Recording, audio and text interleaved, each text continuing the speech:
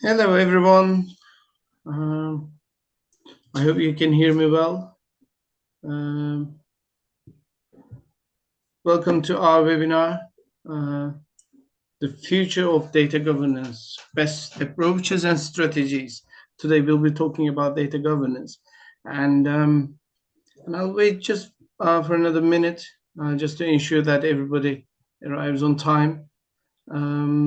Jaylan, is my screen visible clearly? Yes, but there are some black boxes. Okay, so interesting stuff. Okay. All right. Okay. Hopefully this is sorted now, is it? Some more. Some more. Okay.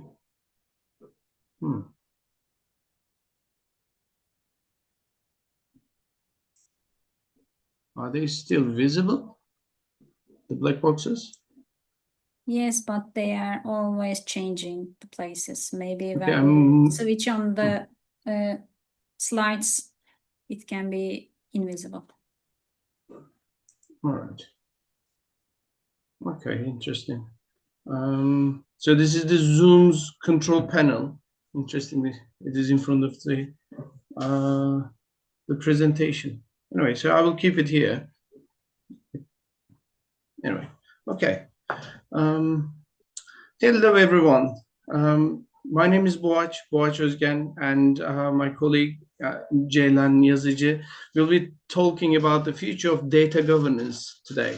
We'll be talking about best approaches, strategies, what data governance is, who need that, and so forth. And we'll be sharing our experiences with you. And our main objective today is to give you some ideas, some basic information that you can take away with you, and you can start implementing. We look forward to hearing what you think, and we'll be open to questions at the end of this presentation. But I would like to present three things before we start everything. So our aim is to give you, some basic information, but we're expecting you to take it on and go back to your work and implement, whatever you took away with you. But if you have further questions, obviously we are always here to respond to those questions. Also, this is a 2-episode series. So this is about the best approaches and strategies. And next month, we'll be talking about it in a minute. There will be the second episode of this webinar series, and we'll be talking about a new data governance framework that we are about to publish, and we'll give you some basic information about that. But let me just tell you a couple of things. First, there's a live YouTube stream ongoing at the moment, and the recording of this session will be available on CFE Certifications website and the YouTube channel. So if you want to refer this webinar to anybody else, you can always give the link to other people, or you can always revisit and look at what we have already discussed. The second thing, the CFE certification, CFE Academy in this case, is accredited to provide you CPDs, so continual personal professional development points. So if you are here to collect CPDs, you will need a certificate for that, and the certificates will be available for people who have attended this webinar from start to the end. So if you need your certificates, please send an email to CFE Academy, and they will be happy to share the certificate with you. The third important information that I would like to share here is you may ask for the presentation and the slides that we'll be presenting today. They'll be available after the webinar. Please contact the CFE Academy again, and they'll be happy to share the slides with you. And if you have any questions, the chat facility on Zoom is available for you, for your convenience, so you can ask any question while we're presenting the topics. Before we move forward, let me talk about CFE certification first. CFE certification is established in the UK, and it's been operating in different countries. It has been successfully completed as UCAS, IAS, and TÜRKAK accreditations for number of standards. Also, it is a member of British Education Accreditation Authority, the CPD certification service. As I mentioned, you can get valid CPD records for your qualifications. Also, CFE certification is a member of the Association of British Certification Bodies and also the Corporate Risk Management Association. So if you'd like to get certified for ISO 27001 family standards, privacy-related standards, IT service management, quality management, regarding GDPR, please get in contact with CFE certification, and we'll be happy to support you with your certification journey. So it is not the audit process that they will be providing you. They also provide gap analysis trainings and different types of audit services. And if you have further questions about CFE cert, you can always use the chat facility here to ask these questions. Okay, so let's move on. Who are we? Well, my name is Boğaç Özgen, and my colleague Ceylan Yazıcı. We have been in data governance area for a while. I will let Ceylan to introduce herself in a minute, but I've been working in certification, auditing, and training and consultancy business since 2006. And I've been working with different types of standards and frameworks. Recently, Ceylan and myself have been working on a new data management system standard that we'll be publishing very soon. So if you have any questions, or if you'd like to get some information, you can always go to datamanagementsystem.org website to get some information. So Ceylan, would you like to introduce yourself? Yes, I am Ceylan Yazıcı, and I am a data governance analyst, and I work for data for more than 15 years. At the beginning of my career, I was in the operation side of it as a database administrator, and then I worked for data security for databases. And more than 3 years, I work for a data governance team, and I will tell you what we are doing as data governance analysts during our conversation. Okay, thank you so much. Thank you. So, okay, the future of data governance. The future of data governance is bright, definitely. We'll be talking about the best approaches, strategies, our experiences while we were implementing data governance activities. So let's start with the biggest question. So what is data governance? Some of you may have already had experience with implementation of data governance. Maybe you implemented because of a regulatory requirement or whatever. But it is kind of an interesting concept, really, that I always liked. Data governance is an important aspect in our lives. So I will ask this question to Ceylan. Ceylan, what is data governance? Can you just explain us a bit about it? Data governance is a set of practices, policies, and rules that ensure that data is accurate, consistent, secure, and responsibly used across the organization. It's all about handling the data as a valuable asset. For example, in your companies, there are financial departments, they manage the financial assets, and human resources departments manage the human related assets, or inventory management department manage the hardware assets, and the data governance handles the data as an valuable asset, and it provides a structure to how it's handled, how it is used, how it is accessed, and who can use it, how it is classified, and how it is stored, and how it is shared. So it is basically managing the data management. This is what I understand. And So there are what is the differences difference between? yeah, there are differences. Yeah, I was going to ask about that. Yeah. Yeah, the difference between data governance and data management is the data management is the big picture, and the data governance is a part of it. Data governance is dealing with the data ownership, confidentiality, and data lifecycle management, metadata management, while the data management deals with data security, efficient usage of data, and data quality, data operations, and data governance. So data governance is a part of data management. All right. Okay. So I would like to ask one question. If there are different organizations, our attendees today come from different backgrounds.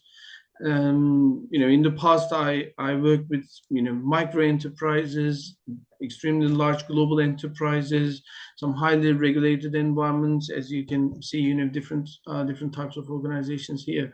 So who does need data governance? This is a need. Who does need to implement data governance? If you are a big company with lots of employees in it, you are located maybe in different geographies, or you are located in different countries with different laws and regulations, and you are working with lots of vendors, you are working with lots of people, and you have lots of customers. It means that you have a huge data. To handle the huge data, you need to work with the data governance practices to ensure the consistency and control of the data across all the company. And if you are not a big company, but you are working in a highly regulated industry, it can be healthcare, finance, telecommunications. That means that you are up to high regulations like GDPR, SOX, CCPA, HIPAA. So you need to work with the data governance practices as well. Or you can be a retail company, for example, and you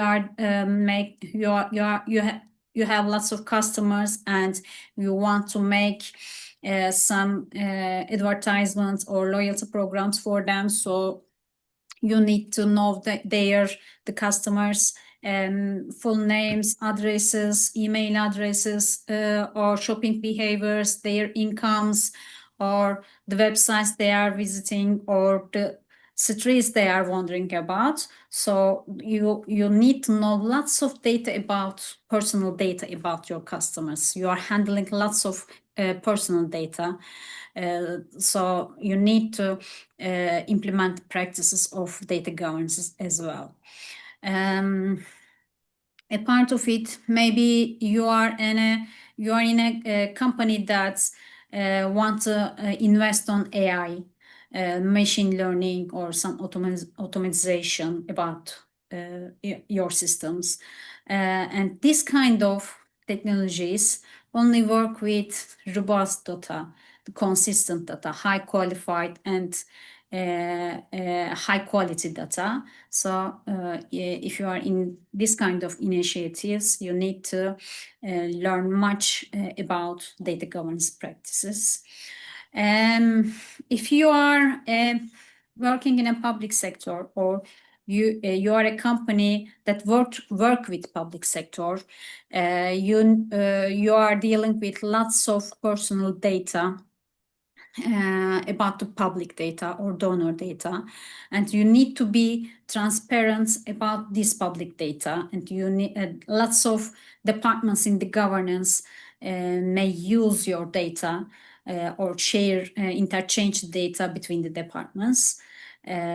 So you need the data governance practice as well if you are in the public sector. Yeah.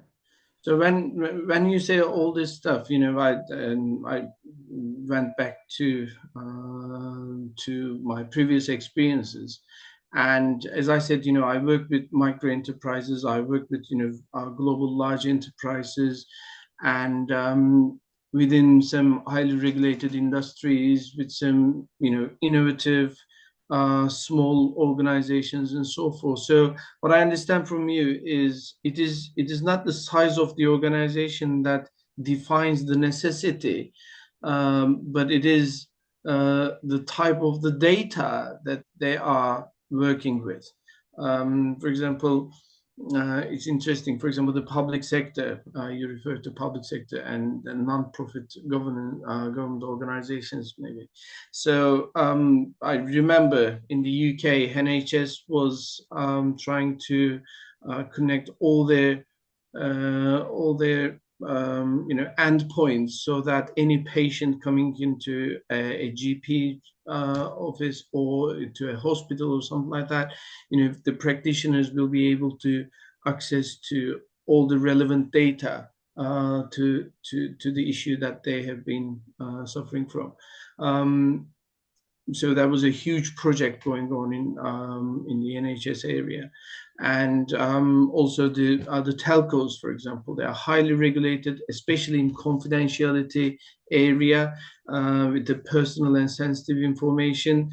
Obviously, they had to take a lot of initiatives to implement these things. I worked with different telcos all around Europe, and all of them, even before the GDPR initiated, they were creating their data dictionaries, data catalogs, working on their metadata so that they can understand the sensitivity of the data and obviously the classification of it. So, so I have another question here for you. In many cases, you know, the data, when we start talking about data, it always comes to personal information, privacy, and confidentiality. So I would like to ask you this question: that, you know, what is the main difference between a data governance system and a GDPR aligned implementation, a management system implementation? What is the difference? For example, if the companies implemented GDPR requirements or controls to meet GDPR requirements, can they be considered as companies who implemented data governance? Not exactly, because the personal data is one of the most important thing the data governance deals with, but it's not the only thing, because sometimes you are not dealing with the personal data, but you have some critical data like financial data or the data that can provide competitive advantage to your company in terms of your business goals, or the data that is critical for your business continuity, or the data that affects your customer satisfaction. So there are lots of critical parts of data. It's not all about personal data, but it's about all the critical data that you have in terms of your business goals. I see. So my experience is very much like that too.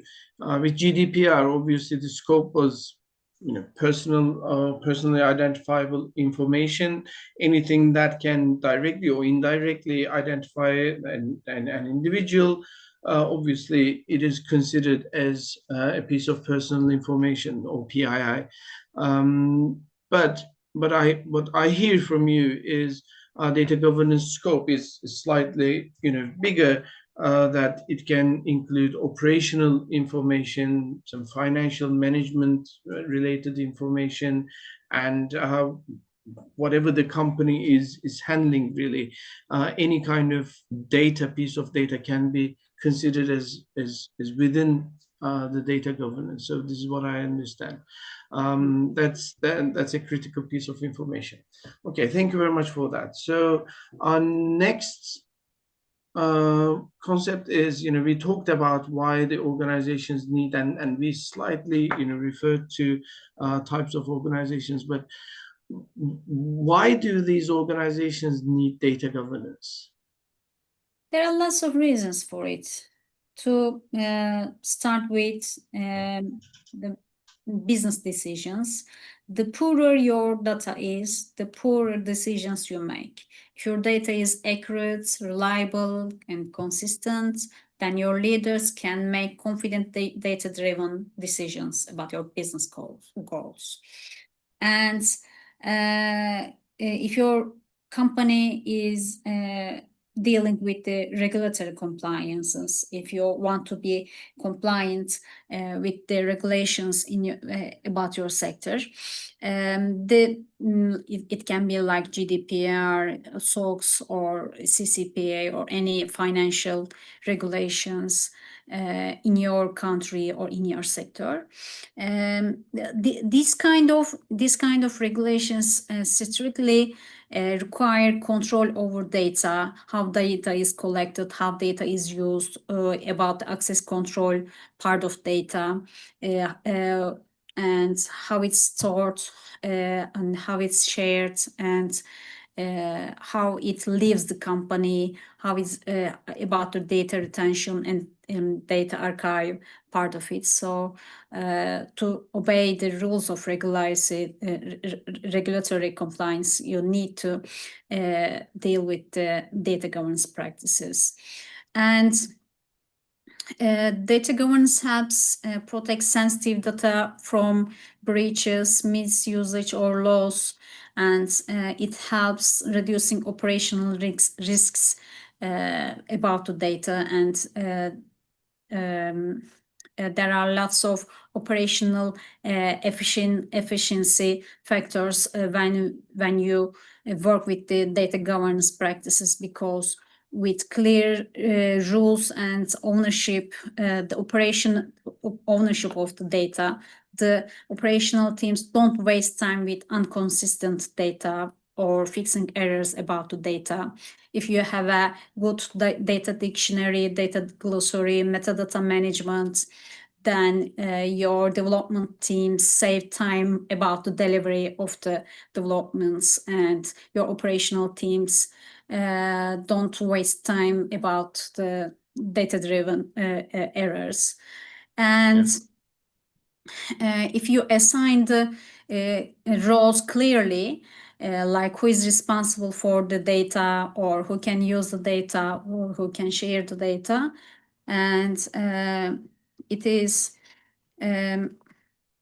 if you clear the rules about it, then it works well with the data that about how it can be used, or from whom it can be used.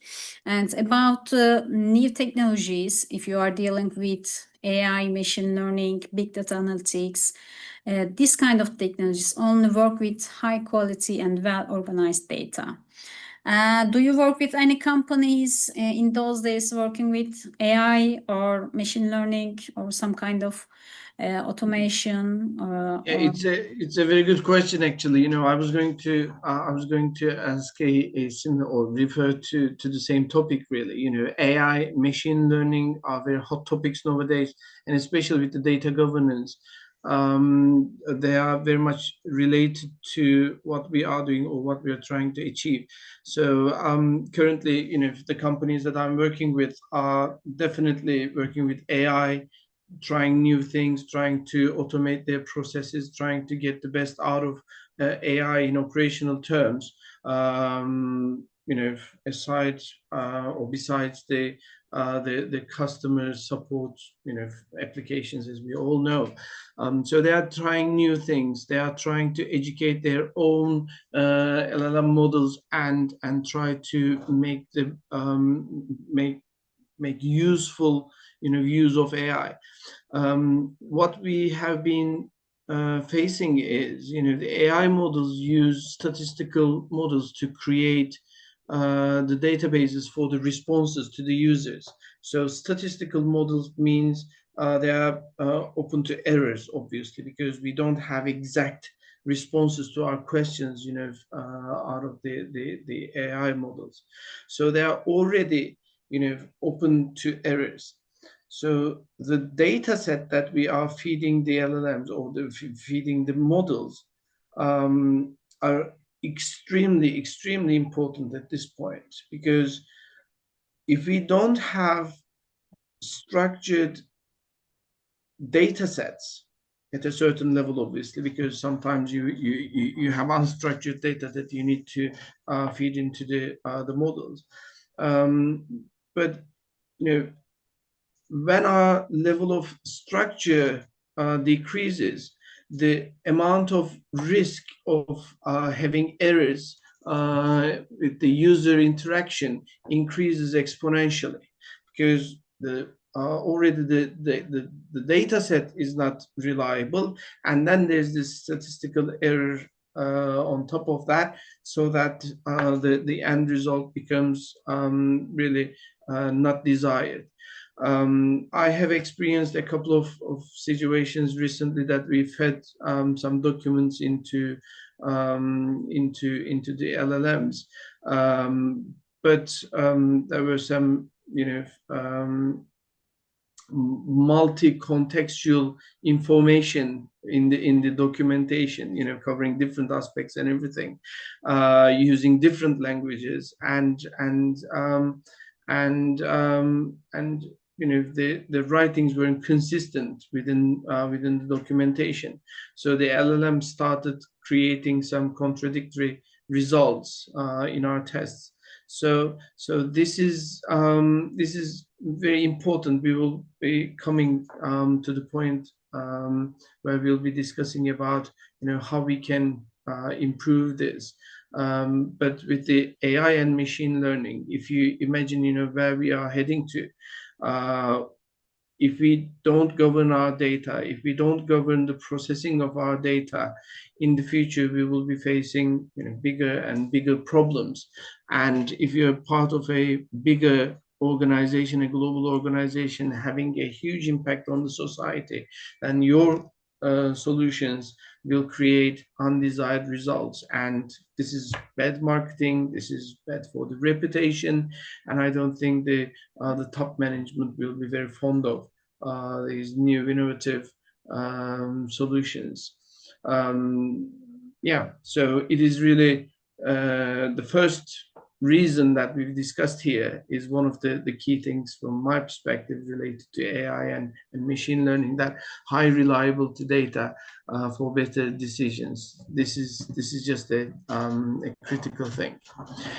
Okay, right. So we know what data governance is. What type of organizations would need that and why they would need that. So let's talk about basic data governance concepts very quickly. Most of our attendees may be familiar with these concepts, but let's very quickly summarize these things. So what are the main components? What are the main steps in implementation of this data governance system in our organizations? Yeah, first of all, the data governance team should maintain the data policies and standards in an organization. They define the rules for data collection, usage, storage, and sharing and retention. they need to create the rules about it. And then the data governance team determines the ownership of every single data group in an organization. And then data must be classified according to its criticality, risk factors, and the areas that the data can be used. And then the data governance team determines the rules for the data lifecycle management, like how data occurs, how it's being collected, where it's being collected, how it's stored and where it is stored, and how it's disposed, and when leaving the organization, if the data should be archived or not, or the time period of the archiving, or the time period of actively using the data. So all of them consists of the data lifecycle management rules. Then the metadata management provides the context of data with the databases or the server logs. It is about the data definitions and data sources and data usage and data lineage. And when you maintain all of these components, after that all, you can deal with data quality. And data quality is all about your operation of the data. Yeah. Well, when you talk about these components, obviously, there are a lot of things coming up to my mind. For example, one of the things that companies struggled with is, as per my experience, is data classification and data ownership. Have you had any experience or challenges with these areas? Yes. We always have barriers about determining the owner of the data, because sometimes people in an organization are not convinced that data belongs to them. In this situation, we tell them how we determine the ownership. We have some questions that help us determine the ownership. In which functions the data occurs. If the data occurs outside of the organization, then in which department the data enters the company, or who is approving the requests about data access, and who is controlling the data, and who gets in trouble if the data get lost, or if it is misused, or if there's a cyber attack about that kind of data. So the answers of these questions help us to determine who is owner of the data. Yeah. And then And also, before you move forward, you just said something very interesting. You referred to data leaving the organization and, being shared with third parties and everything.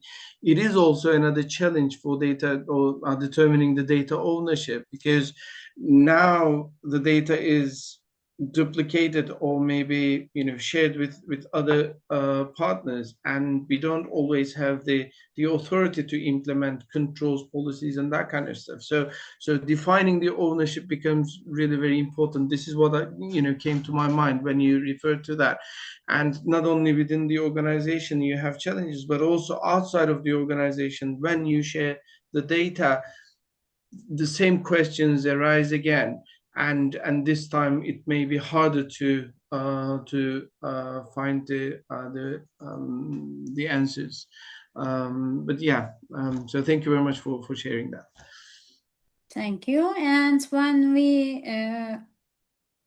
determine the ownership of the data, then our second struggle is to classify the data, because sometimes the data owners, while classifying the data, sometimes they underestimate the criticality of the data, because all they are thinking about the personal data. but as I mentioned before, it's not all about the personal data. It's about the critical data for their business goals. There are lots of departments in a company, and while there's a business goal of the company, the departments have their goals as well. And if data is critical for your business continuity, for your competitiveness, or for your customer satisfaction, then it's critical. So you mustn't underestimate this data, and you must classify it according to its criticality. Yeah, thank you.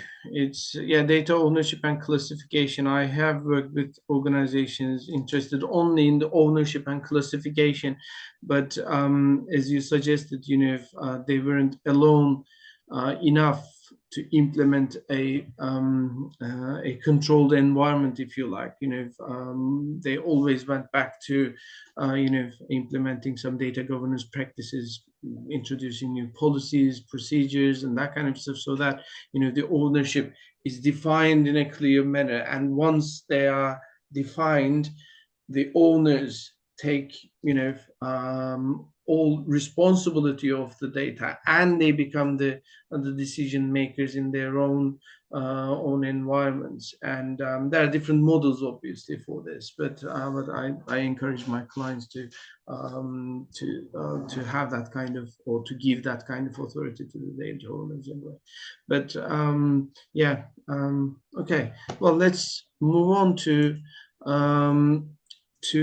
the data governance framework, implementing a data governance framework. So we talked about the pillars, the main concepts within a data governance system. So what are the steps, to build this data governance framework? This is very important. Actually, before we start, I would like to refer back to a couple of slides, that we have already talked about. Currently, our environment has been changing in a significant way, and obviously, everybody knows about this political mayhem going on. And as some politicians suggested, Western world as we know it is not there anymore. So we don't, we are not ready yet for the future. So, for example, with the US, the European Union had some data sharing agreements. Are they going to be available for that, or is it going to include some other stuff, or will they change? Or now Asian countries coming into the picture, at a significant level. So the UK has its own approaches apart from the EU regulations and everything. So how are these going to shape in the future? We don't know it yet. So data governance framework, or the implementation of data governance, may help you to just move away the fog a bit and start being able to envisage some of the changes and implement a vision and create a direction for your organization, actually.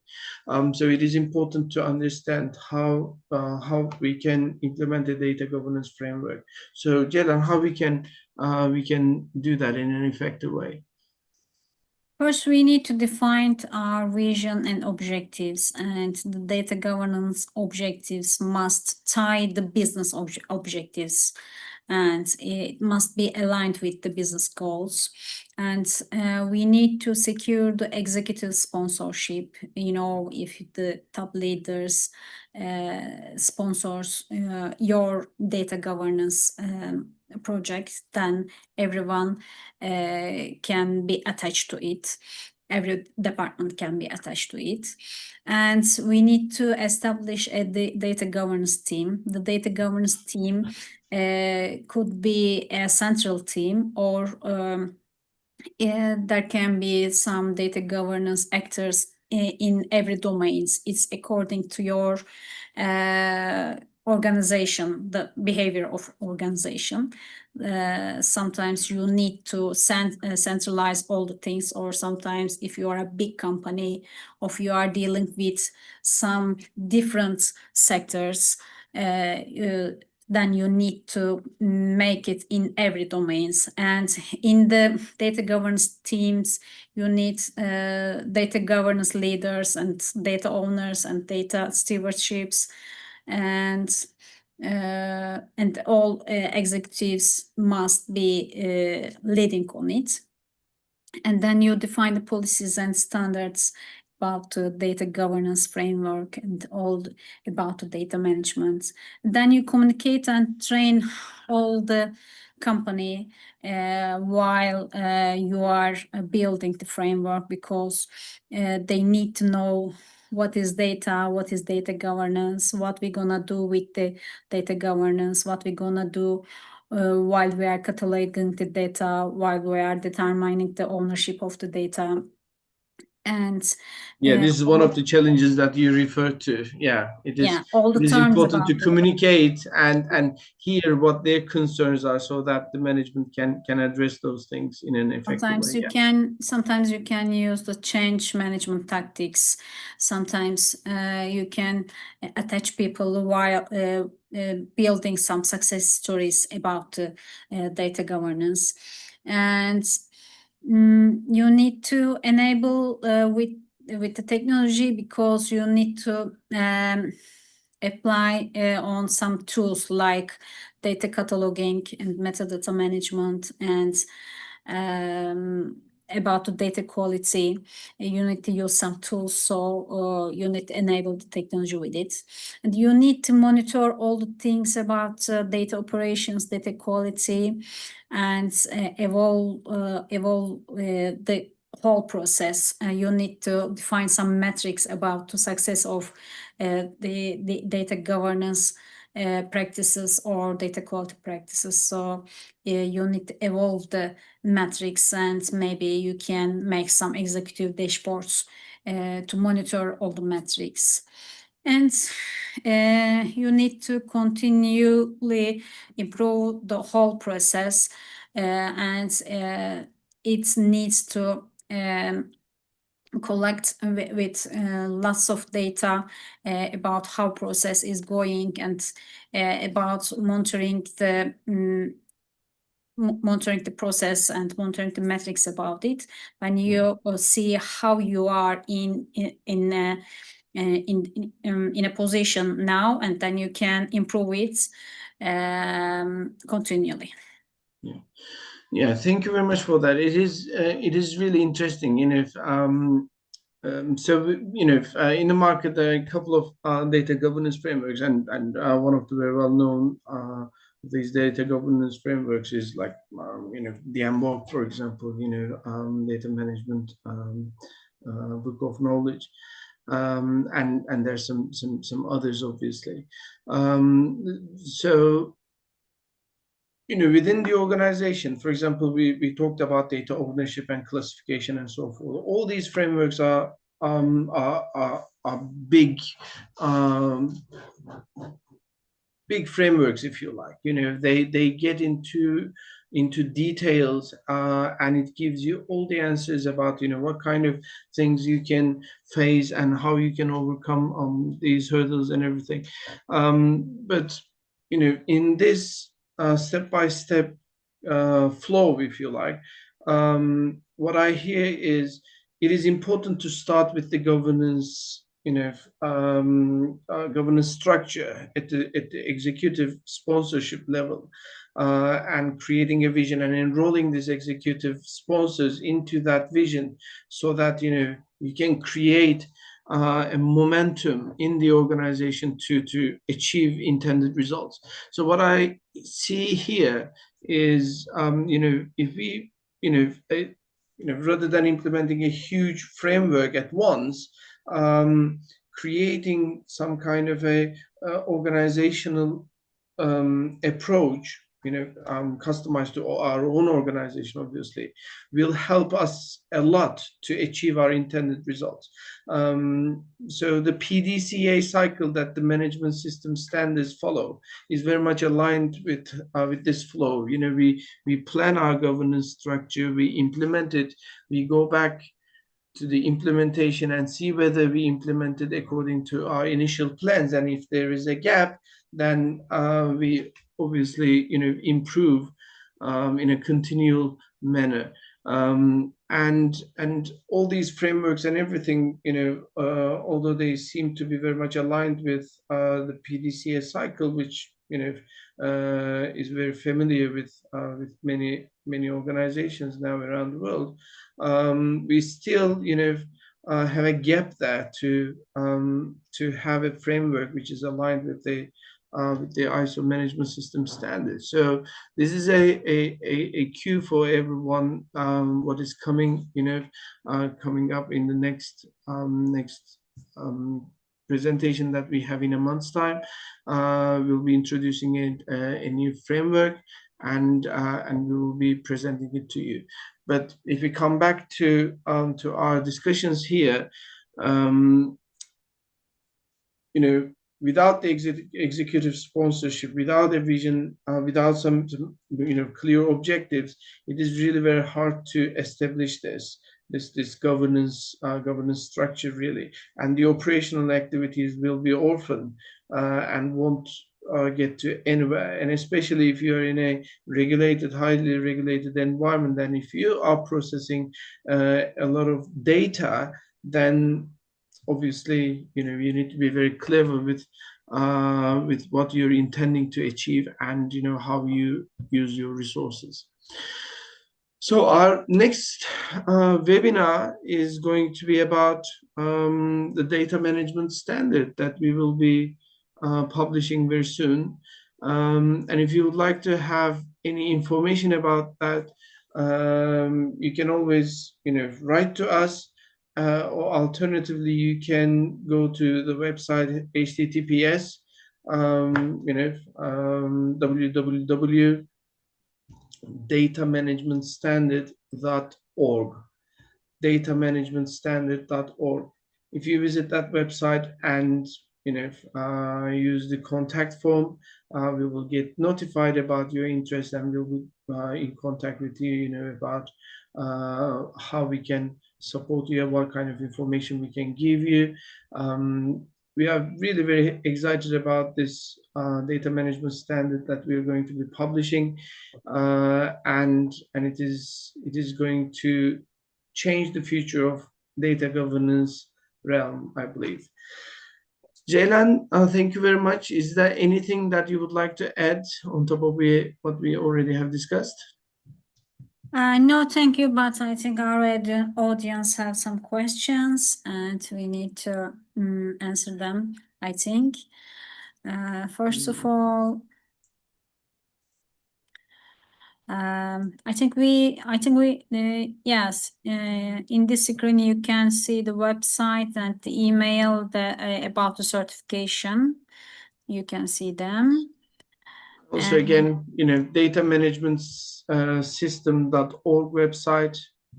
Please visit our website and contact us if you're curious about what we are talking about. And you can follow CFE certification on the social media, on X, on Facebook, on Instagram, LinkedIn, and YouTube. As I announced in the beginning, this is being live streamed on YouTube, so you will be able to access the recordings on the website. And if you follow CFE certifications, social media links, you will be notified about upcoming events. And here are the May 2025 events schedule. For your convenience, we will be having a lot of different trainings and webinars and all sorts of activities which you may be interested in. So please have a look at these things.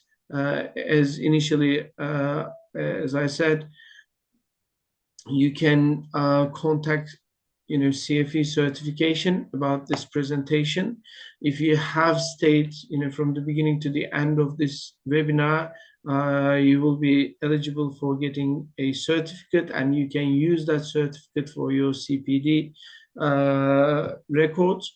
because CFE is an accredited organization, and you can always access to the recording of this session on the CFE's YouTube channel. So I would like to thank everyone who listened to us today and who will be listening to us in the future.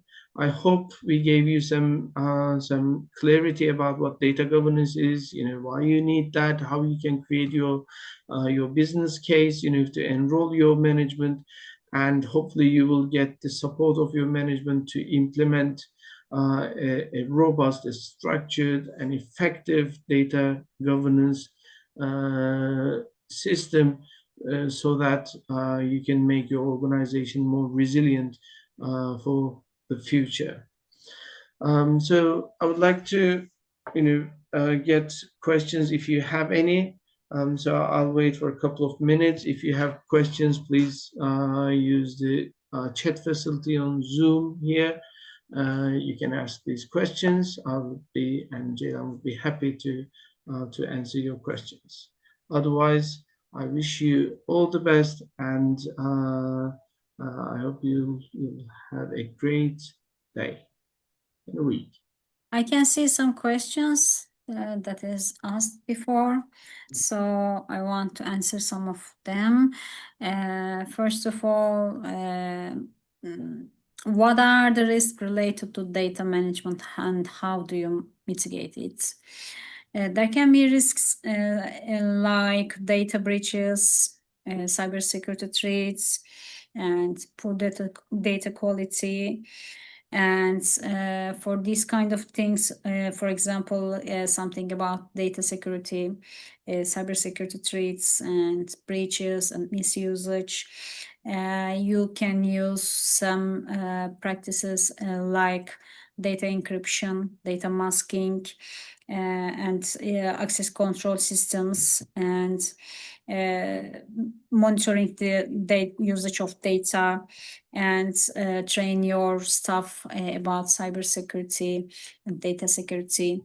And data governance is set the rules how you make them all.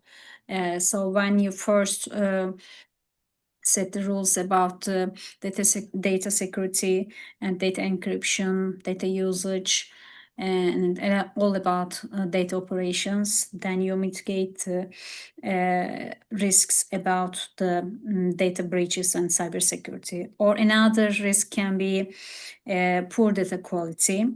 There can be inaccurate, incomplete, or outdated data in your system. And again, data governance sets rules about accuracy of data and reliability of data, and how you can access the updated data, and how you need to store the data, how you need to operate the data, and how you dispose the data, and in which time periods you use the data actively, or in which time period you need to archive the data. So with this set of rules, you can mitigate the poor data quality risks. Thank you, And Jayla. Thank you. another question is, There's one question about certification. While you're reading the other questions, I will answer that question. So Mohammed asked this question. Yeah, UCAS accredited, CFE is a UCAS accredited certification body. So if you would like to get a UCAS accredited certificate, you can always approach CFE, and they will support you with the certification process. And you're asking about whether you can do a MOU, memorandum of understanding, I presume. Yeah, definitely. There will be formal agreements between you and CFE, so that you can be, completely confident about how CFE will approach you. And UCAS accreditation includes several standards. and that includes ISO 27001. So if you need a UCAS accredited certificate, please contact CFE certification directly. Or any other questions? Okay, I would like everyone to refer to the chat box. CFE training just shared a small test of understanding about this this presentation. If you would like to get the certificate of attendance, please visit that link and answer a couple of questions, and the certificate will be emailed to you afterwards. All right, so I would like to thank to everyone. You will, if you would like to access the slides, please send an email to CFE certification, and we will be happy to share all the information with you, including the slides. So thank you everyone again, and I wish you a great day, and I hope you'll enjoy the rest of your day and your week and your month and the year. Thank you very much. Thank you very much. Have a nice day.